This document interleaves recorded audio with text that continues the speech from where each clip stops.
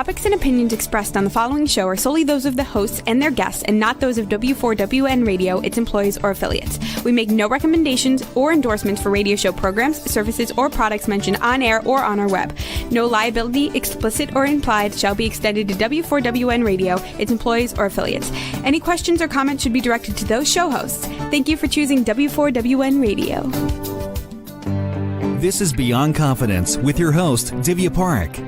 Do you want to live a more fulfilling life? Do you want to live your legacy and achieve your personal, professional, and financial goals? Well, coming up on Divya Parekh's Beyond Confidence, you will hear real stories of leaders, entrepreneurs, and achievers who have stepped into discomfort, shattered their status quo, and are living the life they want. You will learn how relationships are the key to achieving your aspirations and financial goals. Moving your career or business forward does not have to happen at the expense of your personal or family life, or vice versa. Learn more at www.divyaparekh.com, and you can connect with Divya at contact@divyaparekh.com. This is Beyond Confidence, and now here's your host, Divya Parekh.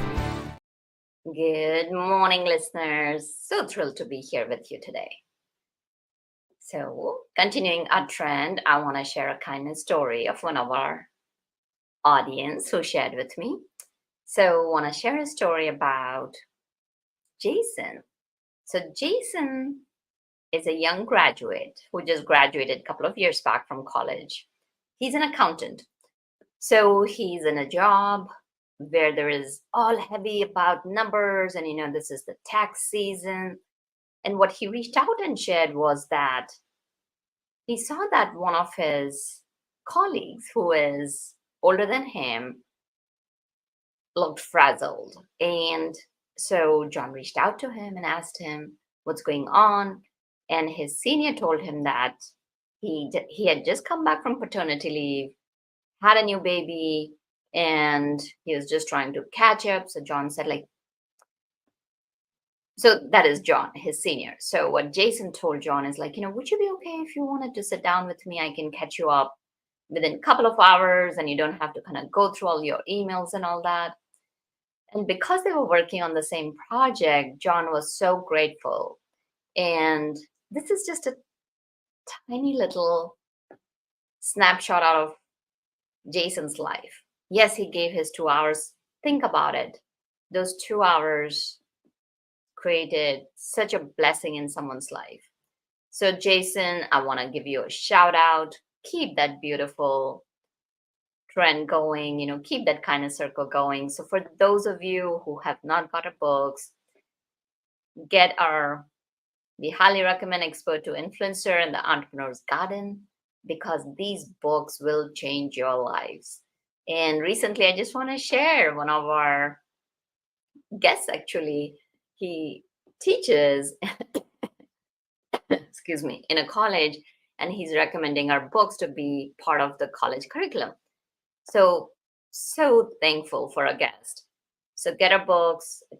It will work 3 ways. Not only it will change your life, it will help me get my message across through you to more people, and part of the proceeds will go to kiva.org. And I sincerely believe that entrepreneurs are a very special species that change the world. So thank you for being part of our family and supporting us in our journey. Let's bring on our guest. Welcome, Rico. Yeah, good morning. Great to see you. Great to see you. And after a bit of technical difficulty, we were able to get our guests on. And here's the thing. I want to share, having a great team in your family goes such a long way, because one really helps us out. And here I was like, okay, what's happening? And one guided us through the tech, and it was just fascinating. So Rico, we usually begin with happy moments from childhood. Do you have a moment or a person that you spend some time with where it brings back happy memories for you even today? I've got tons of them. Family of 5 kids, spaced out about 14 to 18 months apart. So we're all pretty close, and I'm number 2 in the family. And I'd say the one thing that of activities that sticks out the most is that mom and dad always let us um, like do our own thing the way we wanted to do it. It's just don't be late for dinner. That was about the briefing you get in the morning when you'd head out, and so it was always fun. And we lived close to a lot of forest out back, and of course, growing up, we did camping, not just there but other places. And so there are just great moments with family that just make me smile. And I was involved in later on in teaching in camps in the mountains, teaching life skills kind of things. And so those bring back the fondest memories for me. And it's just like you head across the alley, you head into the woods, and you come back, and you're home at 5 for dinner, and everything's all is well. And I enjoyed that kind of freedom and that trust, that our parents had in us. Yeah, no, that is just amazing. So are you able to hear me, Rico? Yeah, loud and clear. Okay. So tell us, how is it working out? Like, basically what happens is like you had back to back. So did you all have competition, or how did it work out? Or, you had playmates? I had all those things with playmates. It was and with family too. And so our neighborhood was just filled with lots of kids. So that made it real easy to do almost any activity, whether it was sports or it was out in the woods, or it was building cabins, or hiking or bike riding, all of those things.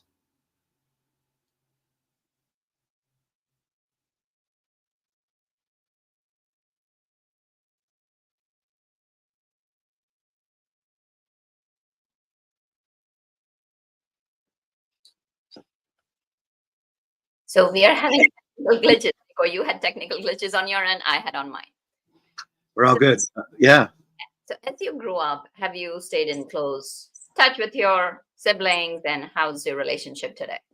Oh yeah, it's been the fascinating thing. I grew up in a small coal mining and steel town, and both sides of the family were coal miners.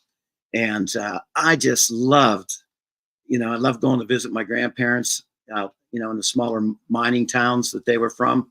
And again, we went out and had just a great time, and out in the woods and things.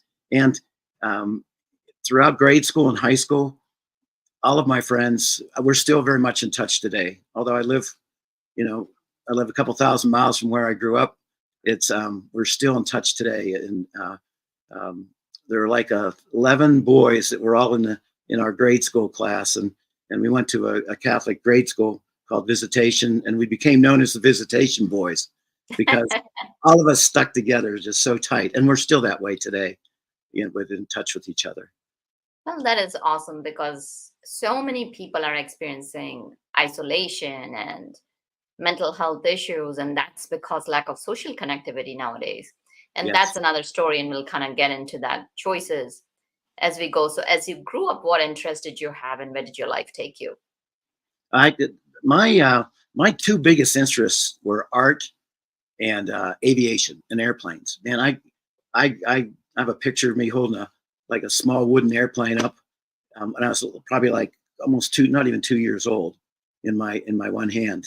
And so I built all kinds of models of airplanes, and I like to draw, and so I liked art. So throughout my growing up, I was interested in both. And then as things came through high school, I applied both to the Air Force to go be a pilot there, and I applied to art school. And so at first the Air Force turned me down, and they didn't have enough slots. And then I was on my way to art school that summer after I graduated from high school, and probably about 6 weeks before school started, they said, "We've got a slot for you. Do you want to go?" And I figured I could always go back and do my art later. And I wasn't going to get another shot at getting a chance to fly, and the kind of flying that I wanted to do. And so I just pivoted, made that. In fact, that was probably one of those just two choices moments. Speaking of the idea of just two choices, that we have just two choices moments throughout our lives. Every moment is a just two choices moment. some of them were more memorable than others. And that's very much one of those memorable just two choices moments. Like, yeah, let's go fly. So Absolutely. So thank you for your services, Rico. no, you're very welcome. I It's an really honor. appreciate your time and effort. So tell us about your journey through Air Force. It seems that your passion continued from childhood into youth, where when it came to picking one of the two passions, you went for Air Force. So tell us, what was your journey like that, like that in Well, the Air Force? well, I'll back it up just a little bit more because in high school, the guidance counselor, I was walking out of the guidance counselor's office, and I want to preface this with, I was not angry about what was said to me. So I just want you to know right up front. So as I'm walking out the door, she says to me, "Mr. Racosky," and I remember distinctly turning to my left. And I said, "Yes, ma'am." She says, "You're never going to be a pilot in the Air Force." Hmm. Yeah, she says, "You need to go to a junior college." Hmm.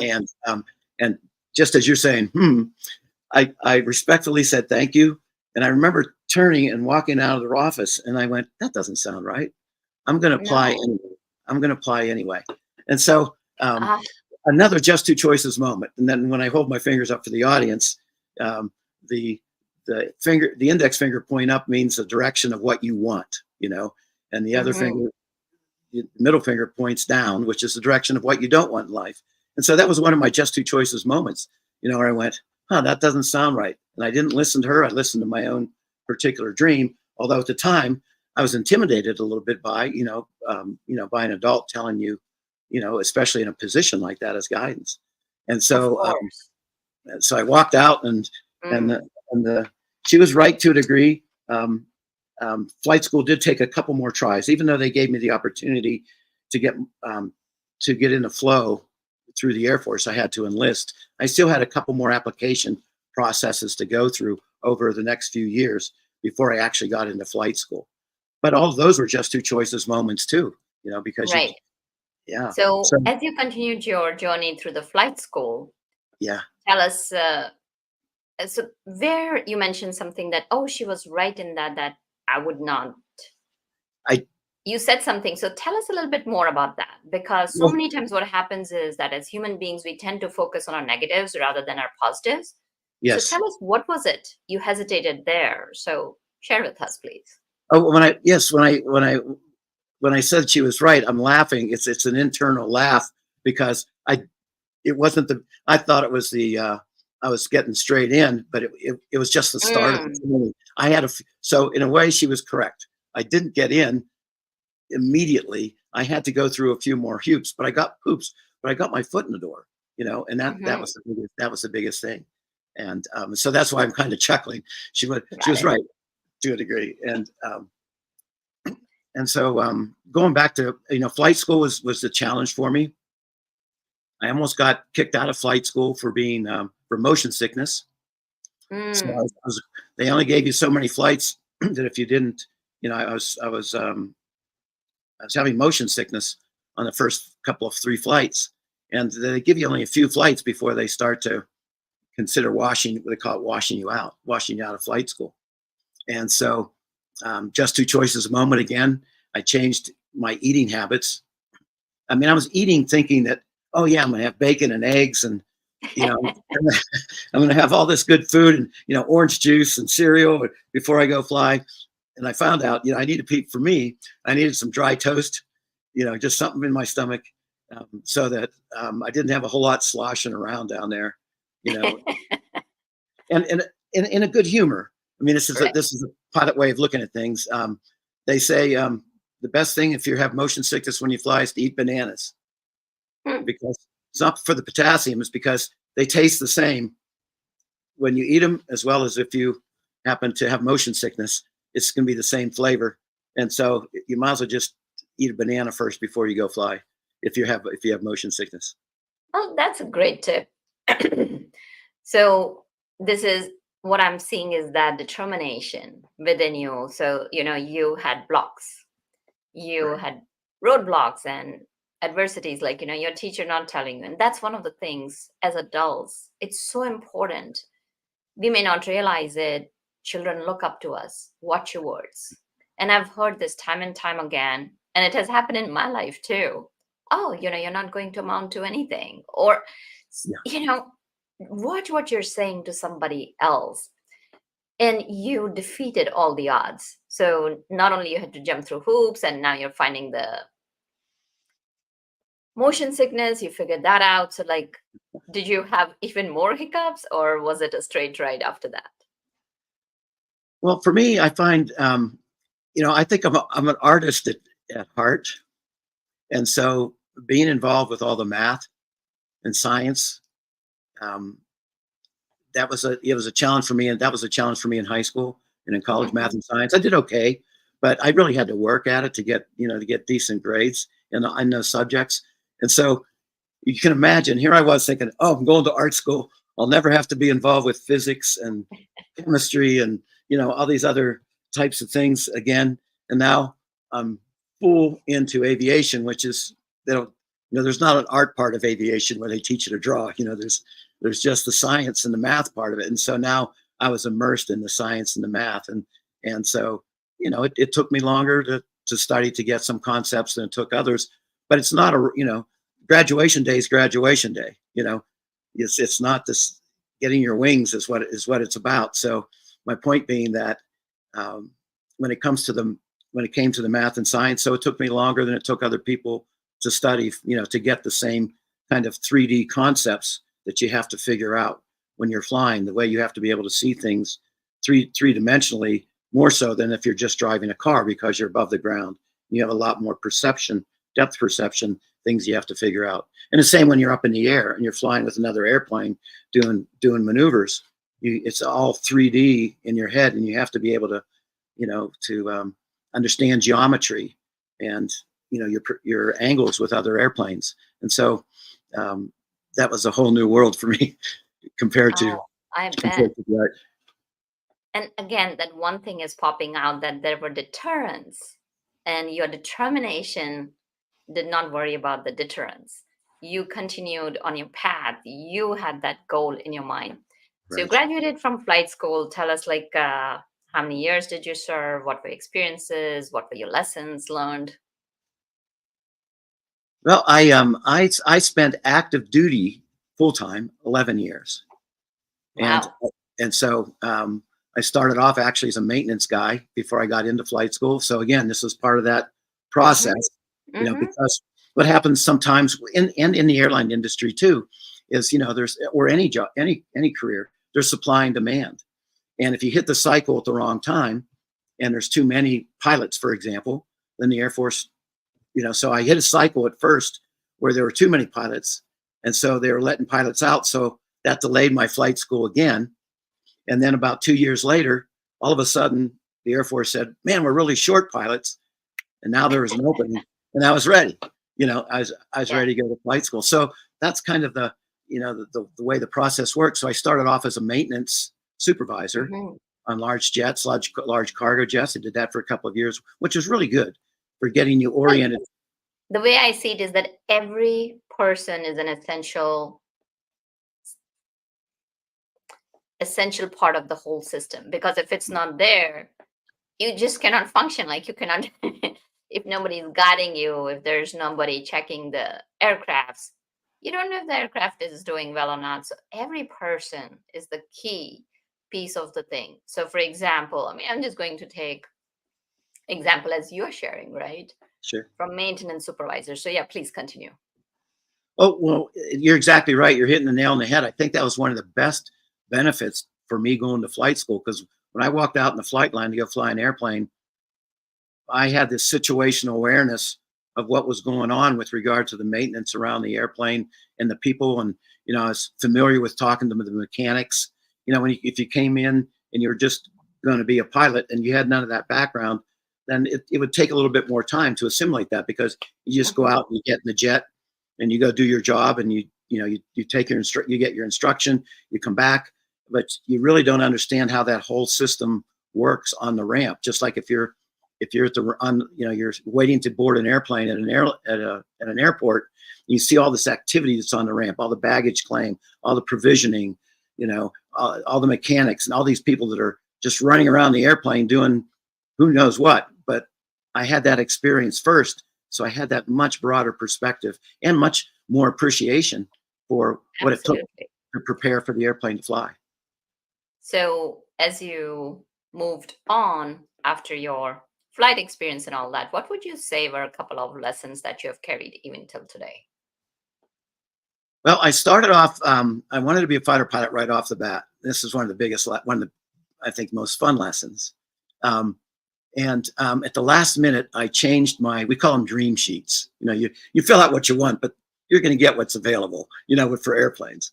And so, I originally filled out my dream sheet to go fly fighters. And then at the last minute, like the night before, you had to turn the form in.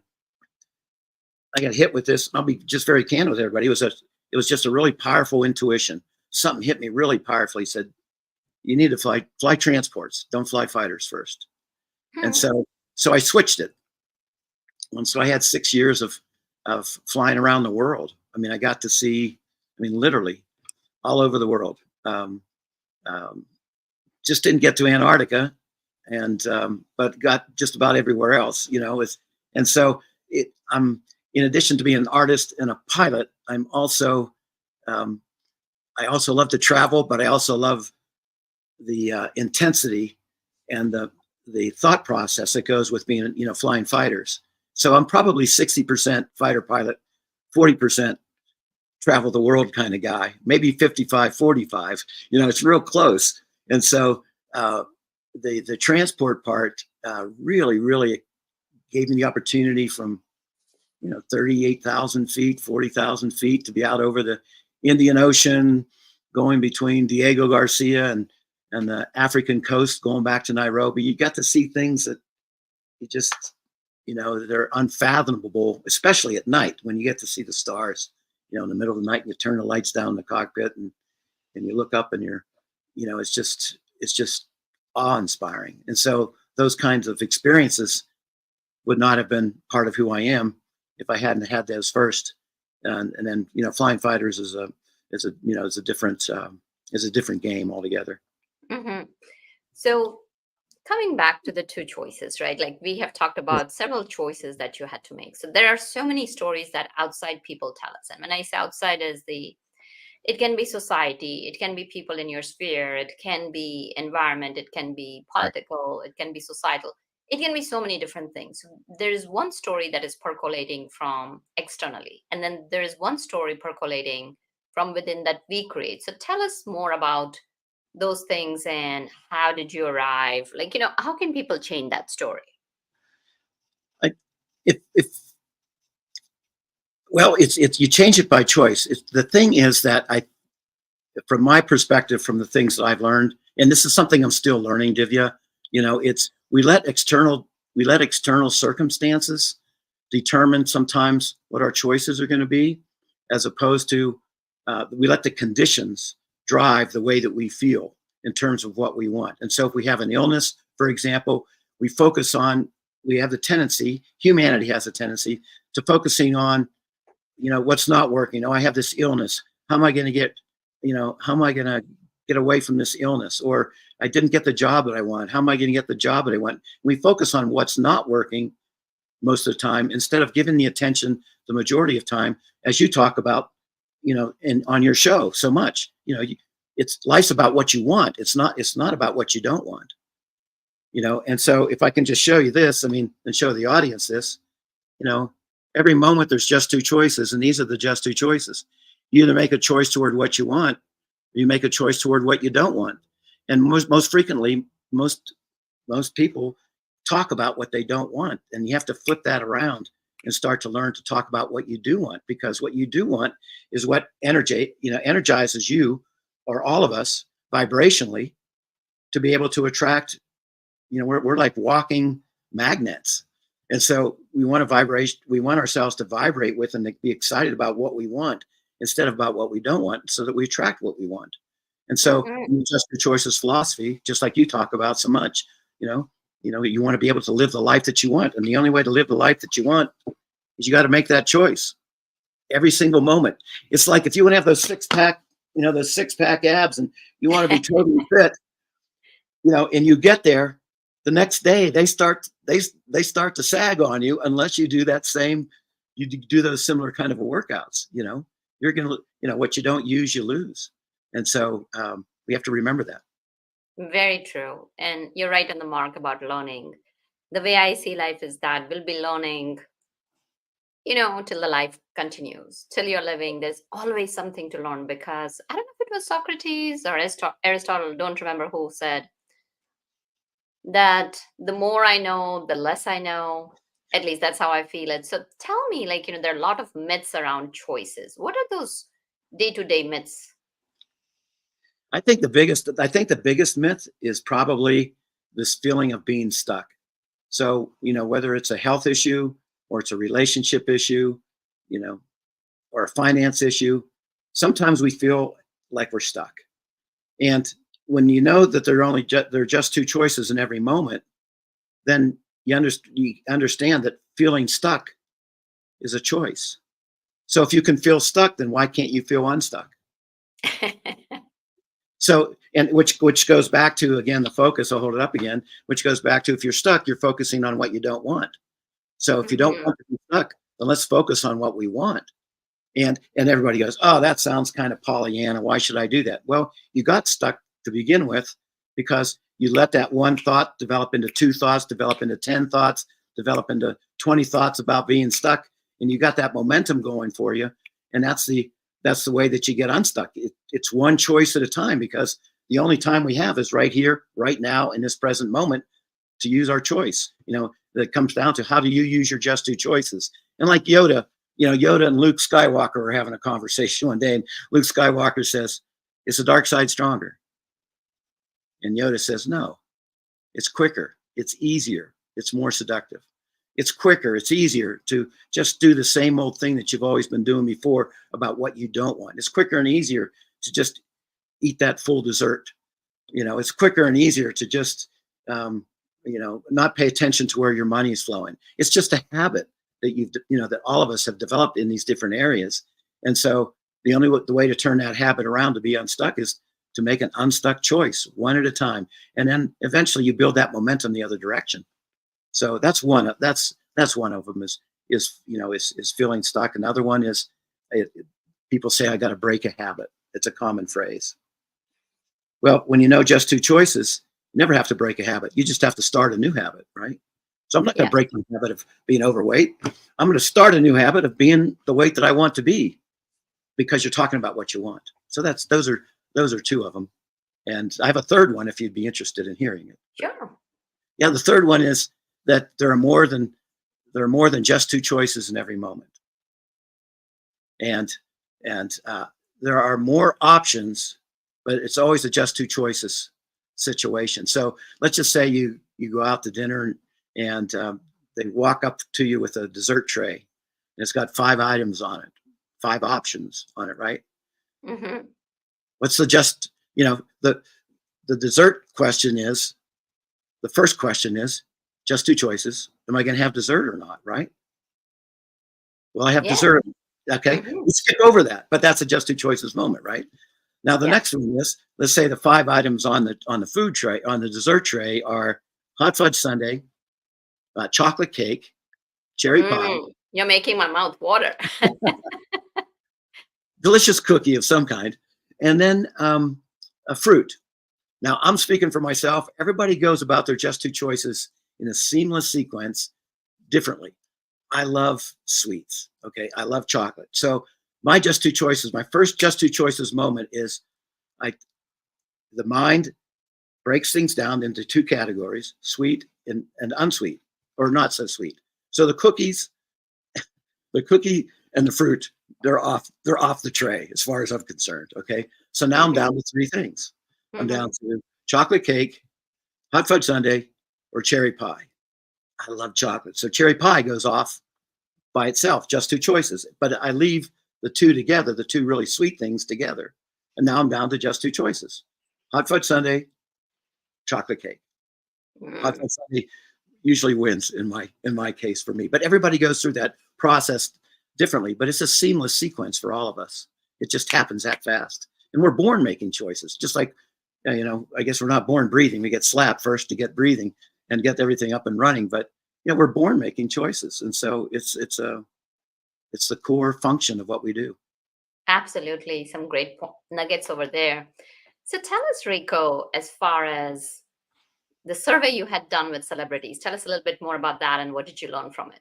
Oh yeah, well, that was fun. I was thank you for asking that question, because I really enjoyed the opportunity. I met a guy several years ago who's had contacts with celebrities, and I said, I'm doing this stuff with this Just Two Choices idea. Would there be a possibility of having a show where at the end of the show, and I'm going to ask you this question, and ask the audience the question before I go into the rest of the story. The question that I asked them at the end of the show, I surprised them with 5 minutes to go. I said, what percentage of life is choice and what percentage of life is circumstance? Go ahead, Divya. I mean, I'll ask you to, there's no right or wrong answer to this, but this is how the show went. So you can hold off on your answer if you want, and we can talk about it later. I asked that the audience, think about the question, what percentage of life is choice? What percentage of life is circumstance? So here's what I'll say, that whenever you're aware, whenever you're mindful, whenever you're present in the moment, it is choice. And whenever you're working on automation, there's no choice. Well, it's an unconscious choice. I hadn't thought of it that way. That's a good way to put it. And answering the question, I got it ranges from 40% choice to 40% choice to 60% circumstances, like by Roger Staubach, the number 10 most accomplished NFL player in the NFL. He played for the Dallas Cowboys. He said it was 40% choice and 60% circumstances. Then at the other end of the spectrum, you have people like Robert Kiyosaki of Rich Dad, Poor Dad. You have Rudy Rudiger of the movie Rudy. Mm-hmm. Who all say life is 100% choice. Dr. John Gray from Men Are From Mars, Women Are From Venus. He says he believes it's 100% choice. Rudy Rudiger probably gave out of all the celebrities, there are about 40 celebrities interviewed. Out of all of them, Rudy gave, I think, the most comprehensive answer. He says, considering that where you are right now in your life, in this moment, is a result of the choice that you made. You're sitting in your office. I'm sitting in my office. It's a result of a choice. The next thing that happens is a choice also, whether you get up to move, whether you move your hand, whether I decide to pick up this pen, they're all choices. And so he says life has to be 100% choice. So considering that where you are is where you are, and you got to make a choice to go to your next, whatever you're going to do, he says he considers it 100% choice. And I'd like to add for Roger Staubach, he's a very faith-based person, and so I believe that he put a lot of my interpretation was that he looked at his 40% choice as the Lord. He's just working. He's just doing the Lord's work. And most of the time. So, and there's others, Olympic athletes. And right now the average is 83.7%. Say it's 83.7% choice and 16.3% circumstances is the average across the board. So. Got it. So that's very powerful, hearing what it is. And, everybody has different thoughts, experiences, opinions. Share with us, as listeners and our audience are viewing, 2 to 3 tips as to how people can make not just the right choices, but new choices that can take them to the lives that they want to live.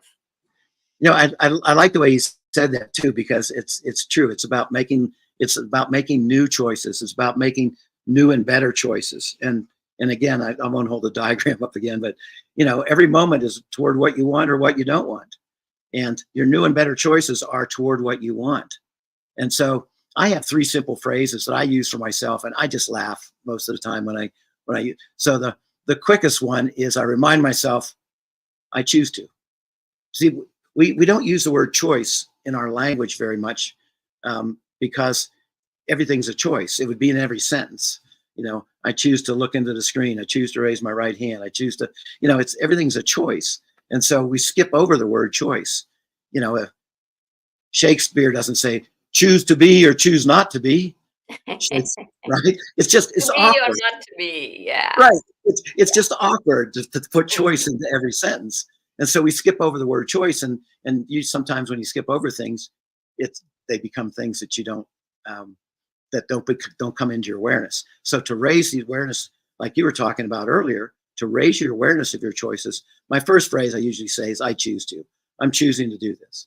Okay, if I'm trying to lose weight and I'm reaching for ice cream, I remind myself, I'm choosing to do this. I choose to. One of the ways that another way to shift it is to add just a little bit more to that sentence and say, I choose to tell my new story. I'm losing weight. Okay, choose to tell my new story. My new story is I want to be a certain weight. My new story is I enjoy, eating fruit or something else that's a substitute for the weight gaining foods that I've been eating in the past. So I choose to tell that. I choose to tell my new story. So I choose to tell my new story. And the third one is sometimes I just kind of go to myself and say, Rico, just two choices. Just remind you, there are just two choices, and make the choice that's the new and better choice. And so those are the three. I choose to tell my new story, which we should be telling a new story every day. I mean, our story changes, it expands, it grows with all that we do in life, and so there's no reason why we can't make our life bigger and better and more enjoyable. And like you talked about earlier, bring in more people with like Jason, bringing in that excitement that Jason brought in terms of that blessing that he brought to John, Yeah. Those are all part of that new story in life every day.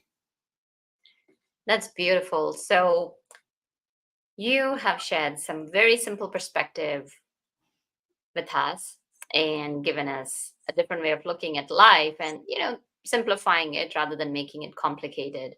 I'm sure listeners are thinking, where can they reach you? How can they connect with you? So do share with us about all of that. No, you're very kind. Thank you. You could just send me an email at rico@justtwochoices.com or visit the website at justtwochoices, the number 2.com, and kick things off from there, start things from there. Look forward to hearing from people and their perspectives, and I wish everybody all the best with their just two choices as well in every moment. We all, it all comes down to how do you use your just two choices in every moment? How do I use them? How do you use them? One of the nice things for me that I find helpful is, especially with flying, is that when I think about just two choices, it kind of cuts through reading hundreds of pages of stuff. It just reminds me of being in the moment. And am I making a choice toward what I want or toward what I don't want? And so it's something I can carry around in my mind, with me, rather than tearing a page out of a book, or carrying a book with me all the time that I feel like I want to read. I enjoy reading. It's just that in the moment, when I'm interacting with people, I have just two choices. In fact, it's interesting. It just happened the other day. I was at a store, and I almost didn't do it, but at the last, I was thinking about feeling joyful, and the person at the cash register had the name of Joy. So I hesitated for a moment. I'm not going to say anything. But then just two choices kicked in, and I said, "No, I'm going to tell her." I said, "That's a beautiful name, Joy. I was just thinking about Joy," and she appreciated that, just like John appreciated Jason's assistance as well. And so the just two choices is really helpful in the moment for me. Yeah. So thank you, Rico, for joining us and sharing your life experiences, as well as providing tools for our audience to live a better life, because at the end of the day, we are all here to support each other, be happy, and leave a legacy behind. So thank you for joining us. If I can say thank you, Divya. I mean, I love what you're doing with helping people to make better choices and, be more efficient in how they work, as well as successful and joyful, all rolled into one package. So thank you for sharing that with the audiences like you do. So blessings to you. Thank you, Rico. Appreciate it. And thank you, listeners, for joining us, because you are you are the blood and life of the show, because you're part of our family. Without you, the show would not be possible. So reach out to us. Let us know, how can we serve and support you? How can we continue spreading that kindness and that little joy that Rico was talking about today? And Juan, thank you for making the show technically possible. Be well, take care, and I'll see you next time. Thank you for being part of Beyond Confidence with your host, Divya Parekh. We hope you have learned more about how to start living the life you want. Each week on Beyond Confidence, you hear stories of real people who have experienced growth by overcoming their fears and building meaningful relationships. During Beyond Confidence, Divya Parekh shares what happened to her when she stepped out of her comfort zone to work directly with people across the globe. She not only coaches people how to form heart connections, but also transform relationships to mutually beneficial partnerships as they strive to live the life they want. If you are ready to live the life you want and leverage your strengths, learn more at www.divyaparekh.com. And you can connect with Divya at contact@divyaparekh.com. We look forward to you joining us next week.